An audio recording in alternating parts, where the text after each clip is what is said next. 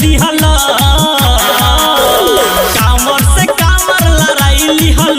कमरिया के जल छलकाई दिहल राजा छोड़ बना गाजा के पियैया लगे राहुर ऐसन दतिया से बाबा ले करब सैया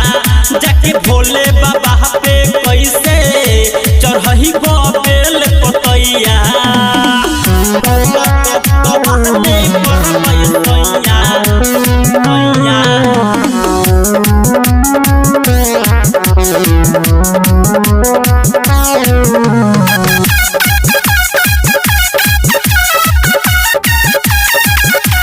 जाए के बाटे भोला नगरिया अब वही बाटे बड़ी दूर जी पी के भंगिया नशा में इतना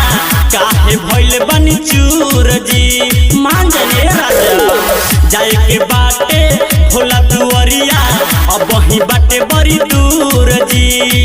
पी के भंगिया नशा में इतना काहेला भइल बनी चूर जी कैसे शहर में ऊंच चढ़ैया लगे राहुर ऐसन दतिया से बाबा ले करब सैया जाके भोले बाबा पे कैसे चढ़ई बेल पतैया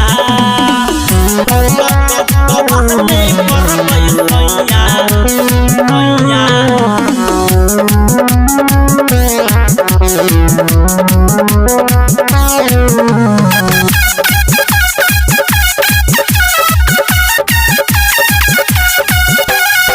राइटर अनमोल कौशल सुनी एहो दीपक स्नेही जी देवो घर में बड़ी भीड़ होला कैसे संभारे मरंगा देही जी बासवानी जी राइटर अनमोल कौशल सुनी एहो दीपक स्नेही जी देवो घर में बड़ी भीड़ होला कैसे संभारे मरंगा देही जी कुमार लौकुस मानी मोर बतिया लगे राहुर ऐसन दतिया से बाबा ले करब सैया जाके भोले बाबा